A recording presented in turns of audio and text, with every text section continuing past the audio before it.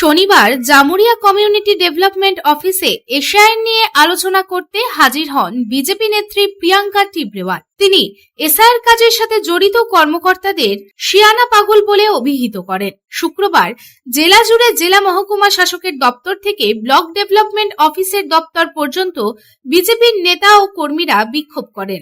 অভিযোগ করেন যে ফর্ম 7 গ্রহণ করা হয়নি। তারা বারবার ফর্ম 7 গ্রহণের দাবি জানিয়েছিলেন, কিন্তু এআরও এবং ইআরও তা গ্রহণ করতে অস্বীকৃতি জানান। বিজেপি নেতা ও কর্মীরা একই দাবি নিয়ে জামুরিয়ার বিডিও অফিসেও বিক্ষোভ করেন। পরের দিন অর্থাৎ শনিবার বিজেপি নেত্রী প্রিয়াঙ্কা টিব্রেওয়াল এসআইআর সমস্যা নিয়ে আলোচনা করতে জামুরিয়া বিডিও অফিসে আসেন। তিনি এসআইআর কাজের সাথে জড়িত কর্মকর্তাদের পাগল বলে অভিহিত করেন। তিনি বলেন, আমরা আজ ফর্ম 7 জমা করতে এসেছি। গতকাল থেকে নির্বাচন কমিশন সরাসরি এআরও এবং ইআরওকে নির্দেশ দিয়েছে যে তারা যে ফর্মগুলি গ্রহণ করতে চান না তাদের অবশ্যই তা গ্রহণ করতে হবে।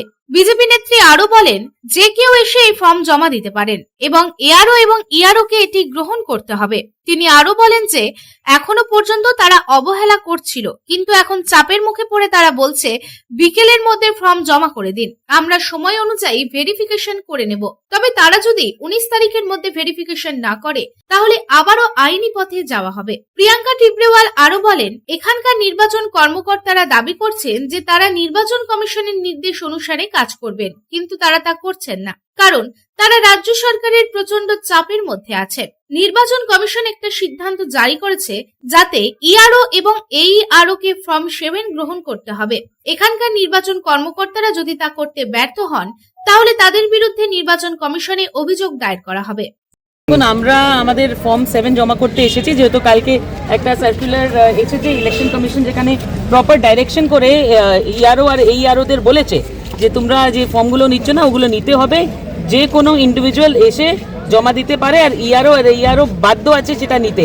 ভেরিফিকেশন যদি করতে লাগে তাহলে করতে পারে, আর ভেরিফিকেশন শুধু সেই কেসে হবে যখন একজন 5 থেকে বেশি কমপ্লেন বা ডিলিশনের জন্য মানে অ্যাপ্লিকেশন করছে, না হলে ভেরিফিকেশনেরও দরকার না, এমনি নিতে পারে। কিন্তু আপনারা বুঝতেই পারছেন যে এখানে কি ব্যাপার আছে।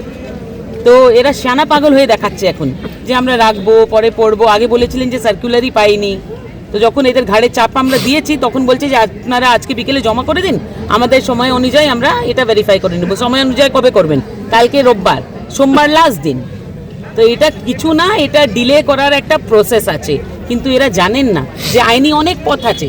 যদি এরা 19-এর আগে ভেরিফিকেশন না করে তাহলে আবার ইলেকশন কমিশনের কাছে গিয়ে এই পার্টিকুলার ইআরও আর এইআরওর এগেনস্টে আমরা যেগুলো সাবমিট করেছি ভেরিফাই করিয়ে দেবার অর্ডার বের করব।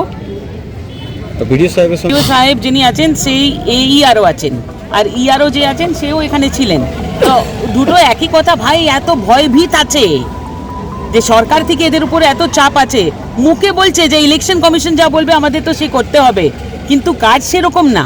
কেন? ইলেকশন কমিশন তো বলে দিয়েছে যে ফর্ম 7 নিতে হবে। জামুরিয়া থেকে তারকনাথ মন্ডলের রিपोर्ट, पब्लिक टाइम्स।